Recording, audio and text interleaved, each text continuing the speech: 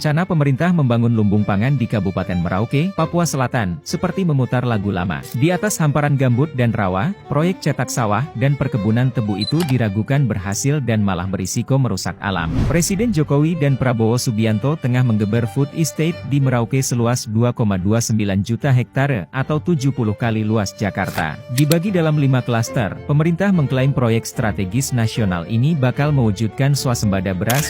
Tak bisa ditampik, Indonesia memang membutuhkan stok makanan untuk mengantisipasi ancaman krisis pangan masa depan. Luas lahan pertanian yang terus menyusut, ketergantungan pada impor, serta rendahnya produktivitas petani bisa memicu kelangkaan suplai bahan pokok di pasar. Ketahanan pangan yang berkelanjutan membutuhkan perencanaan matang. Perencanaan megaproyek Merauke jauh dari matang. Mengapa? Simak editorial Tempo selengkapnya di majalah.tempo.co. Assalamualaikum warahmatullahi wabarakatuh. Perkenalkan, saya Dadar Monsa dengan NPM 1J023016. Teman-teman, di sini kita akan membahas tentang ketahanan pangan. Sebelumnya, Indonesia adalah negara agraris.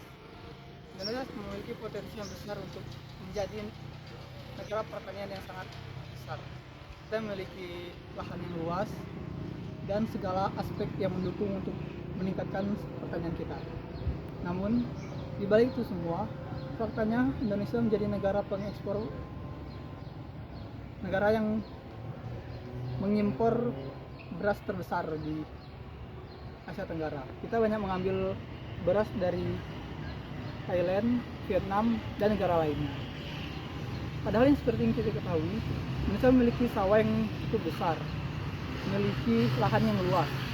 Namun kita tidak mampu untuk mengupayakan untuk meningkatkan memproduksi makanan pokok kita sendiri. Padahal seperti kita ketahui, hampir berapa persen penduduk Indonesia adalah pengonsumsi beras terbesar. Namun bagaimana cara kita untuk mengatasi hal ini? Caranya sangat sederhana. Kita harus memaksimalkan lahan dan potensi yang kita punya ini. Kita harus meningkatkan produksi beras, meningkatkan produksi pangan alternatif lainnya seperti jagung, umbi-umbian, dan kacang-kacangan.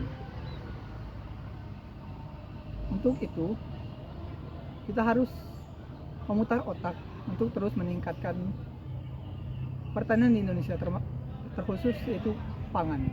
Kita harus terus meningkatkan untuk memastikan ketahanan pangan Indonesia terus berlanjut. Seperti yang kita ketahui, pemerintah Indonesia sekarang telah berupaya untuk meningkatkan pangan di negara ini. Ketahanan pangan terus diberlakukan, swasembada pangan terus dilanjutkan dari pemerintah satu ke berikutnya. Namun semua itu ternyata tetap tidak menemukan hasil yang baik. Dan yang kita ketahui, beberapa lahan yang diproyeksikan untuk menjadi sumber pangan di Indonesia itu mengalami kegagalan. Untuk itu, mari kita memutar otak, mari kita cari solusi untuk mendapatkan cara agar produksi pangan itu tidak hanya menjadi wacana belaka. Hal itu dapat menjadi sebuah jawaban dari pertanyaan selama ini. Mampukah Indonesia untuk meningkatkan ketahanan pangan kita? Mampukah Indonesia untuk memproduksi beras sendiri? Mampukah Indonesia tidak bergantung dari ekspor dari negara lain, impor dari negara lain? Untuk itu, mari gunakan otak kita untuk meningkatkan teknologi untuk terus membangun pertanian di Indonesia.